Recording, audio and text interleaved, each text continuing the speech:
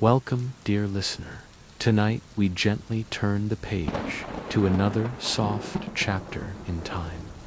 You are safe here. There's nothing you need to do. Just listen and let your mind rest. Lee walked slowly up the winding path. The stones were warm from the sun, but the wind was soft like a whisper. The bamboo on both sides swayed with each breath of the mountain. It was quiet, quiet like a dream. Just before Sleep carried a small bundle in his hand wrapped in cloth. It held brushes and paper and ink. Lee was not a monk, but the monks knew him. He came each season to the same place. He said little, only bowed and smiled, and then worked alone beneath. The traced gates of the monastery stood open, as if they had been waiting for him. He passed beneath them, his steps careful, respectful. The sky was deep blue, turning soft at the edges like ink washed in water. The sound of bamboo tapping gently filled the air. Young monk saw him and bowed deeply. Welcome again, Lee, he said softly. The others are at evening prayer. Lee bowed in return and walked through the courtyard, where the moss grew thick and green, where the stone lanterns leaned a little with age. Went to the back garden, where a wooden platform overlooked a koi pond. The water was still, the fish quiet, as if they too were listening to the wind. He unwrapped his bundle, slowly laid out the brushes, smoothed the paper with his palm, sat cross-legged with his back straight, his eyes half closed. The wind moved through his hair. Soft and cool, he dipped his brush into the ink, closed his eyes, and began to paint. Did not think of shapes or words. He followed the feeling, the sound of wind through leaves, the scent of pine. The distant bell that rang for evening stroke was slow, soft, pulled by memory, guided by quiet sky, turned gold, then soft purple. Then the first star came out above the mountains. Monks walked past in silence, their robes whispering across stone. They did not speak to Lee, only nodded, for they knew he was lost in the quiet place where art and wind and heart become 1 hour's past, or maybe just moments. Time moved like water over Stwana, stopped at last, his hand still. He looked at the painting and saw not a garden but a feeling, a silence, a wind moving through bamboo, and time smiled and set the brush down. The sky above was deep, now full of stars. The mountain air cooler, softer, the sound of the bamboo still like a lullaby. Wrapped his things, slowly stood and bowed to the empty garden, walked back through the courtyard. The monks now in their rooms, candles flickering behind paper.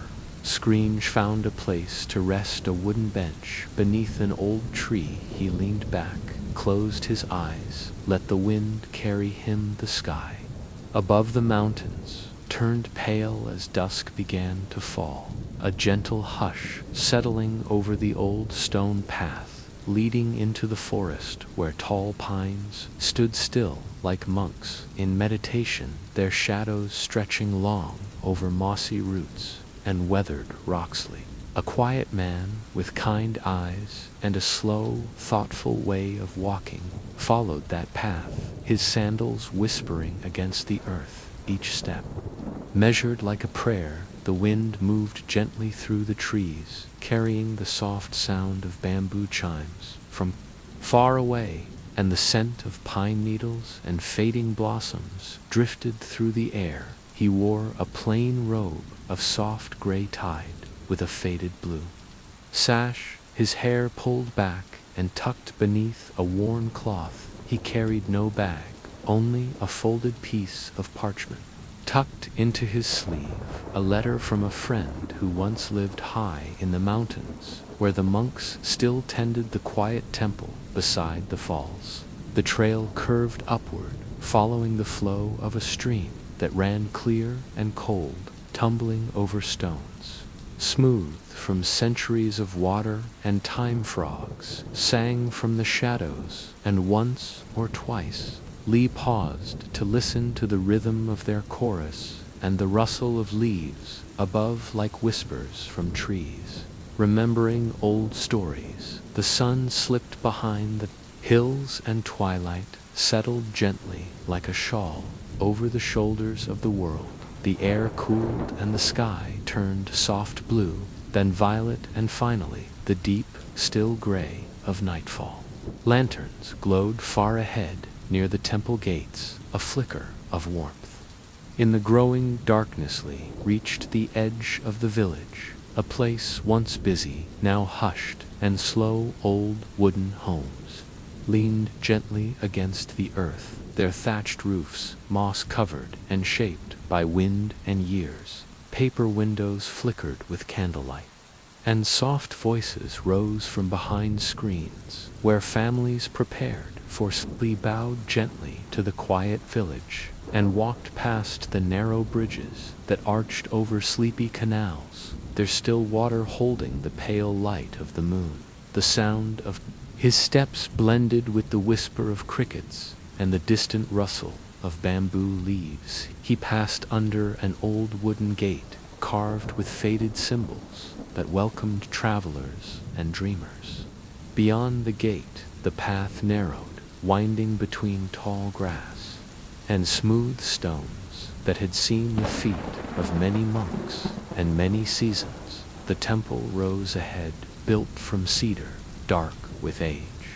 Its roof curved like a sleeping crane, its edges lined with chimes that sang in the wind, soft notes rising and falling. Like breaths of the mountain, the temple stood alone, surrounded by trees that leaned in close as if listeningly stepped into the temple grounds. The stone beneath his feet, cool and worn candles, flickered in low lanterns, casting golden circles. On the floor, the smell of sandalwood and aged wood filled the air. The silence here was full, not empty like the deep silence of snow or deep water or dreams. A monk appeared from the shadows, a small, gentle man in robes as simple as the trees, his eyes soft, his smile barely there, like the moon behind thin clouds. He bowed, and Lee bowed to no words passed between them, only the silence of knowing, and welcomed. They walked together past the garden of still stones, arranged with such care that even the wind moved slowly between them. Raked sand glowed in the moonlight patterns like waves around islands of smooth rock. Here, time did not run. It walked slowly in circles. In a small room beside the garden, Lee was shown a mat and a low table, where tea waited warm and clear in a clay cup. The monk poured without sound and sat across from him, still like a lantern, still like a mountain. They drank in silence, the tea tasting of earth and rain and memory, and Lee felt the long road behind him fall away like a pebble into a pond. The ripples slow, the quiet deep. The wind passed through the open screens, carrying the sound of leaves and distant water. The moon rose higher, silver light brushing across the garden stones. The old wood of the temple, the faces of men who no longer carried time on their backs. Lee stepped softly through the winding path that led toward the edge of the bamboo forest, where the lanterns grew fewer and the breeze grew quieter. The earth beneath his feet was damp with the memory of rain, and the scent of wet moss floated up to greet his senses like a whisper from the old world. The village had quieted even more, and the river nearby flowed with a hum that seemed almost too gentle to belong to anything of this world. It sounded more like a memory or a lullaby from long ago, told by someone who had forgotten the words, but remembered the feeling. He reached the ancient wooden bridge, where the lanterns above swayed slowly in the night air, casting long shadows on the water below, and, as he stepped onto the first plank, the wood creaked in the familiar voice of age and welcomed the kind of creak that says you are homely. Stood in the center of the bridge for a moment and looked down. The soft glow of the lantern, reflected in the river, made it look like a path into the sky, as if the water was holding the stars in its arms, letting them drift quietly through the village like peaceful visitors who needed no introduction.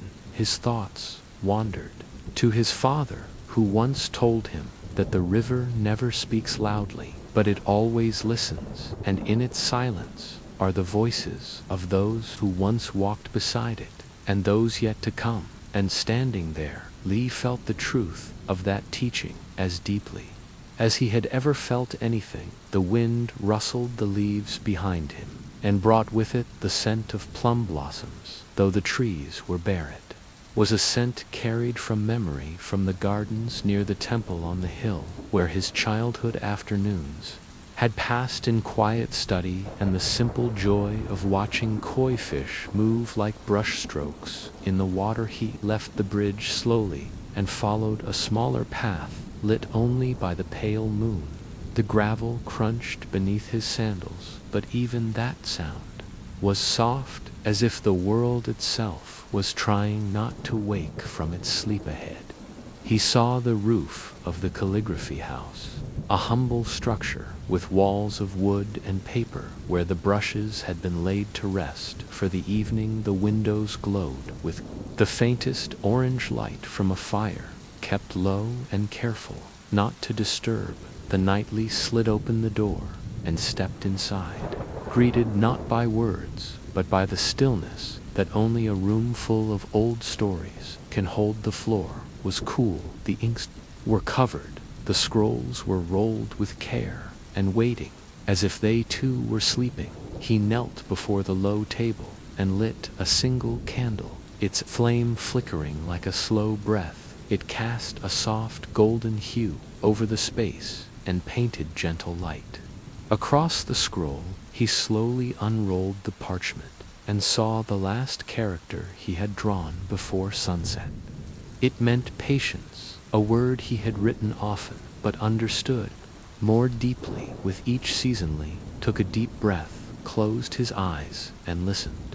He did not write, he did not move, he simply breathed and let the stillness of the night fill the spaces within him. He had no questions, no answers, just the silent comfort of knowing that this moment, this quiet breath in a sleeping village beneath an ancient roof was enough. There is no need to think, no need to solve, no need to do, just sleep *. Good night, and sleep well *.